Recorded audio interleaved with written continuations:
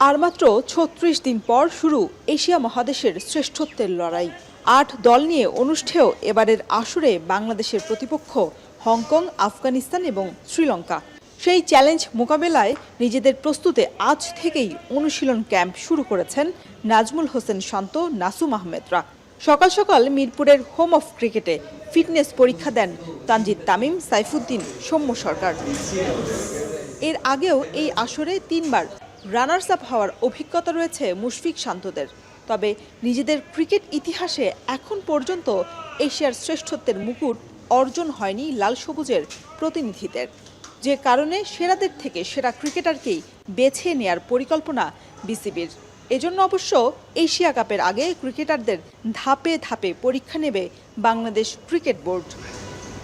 নেদারল্যান্ডসের বিপক্ষে ৩ ম্যাচের টি-20 সিরিজ এবং এশিয়া কাপের জন্য ঘোষিত প্রাথমিক দলে ৫ ক্রিকেটার খেলবেন চলতি মাসেই অস্ট্রেলিয়ায় অনুষ্ঠেয় টপ অ্যান্ড টি-20 সিরিজ, যেখানে নিজের সেরাটা দিয়ে এশিয়া কাপের মূল দলে থাকার লক্ষ্য নুরুল হাসান সোহানের। আমার কাছে সবথেকে ইম্পর্টেন্ট যে জিনিসটা মনে হয় যে যেখানে খেলতেছি ভালো করার চেষ্টা করতেছি, নিজের জায়গা থেকে নিজেকে আরো ইমপ্রুভ করার চেষ্টা করতেছি। অবশ্যই বাংলাদেশ টিমের হয়ে খেলাটা একটা বড় প্রাউডের ব্যাপার।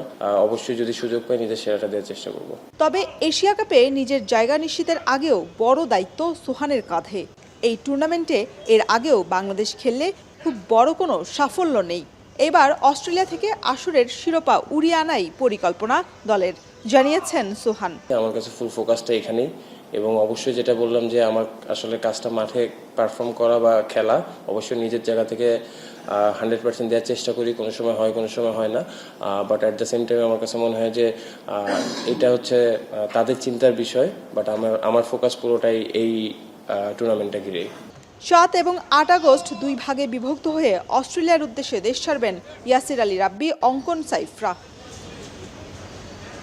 শরীফ রওশন, এখন ঢাকা।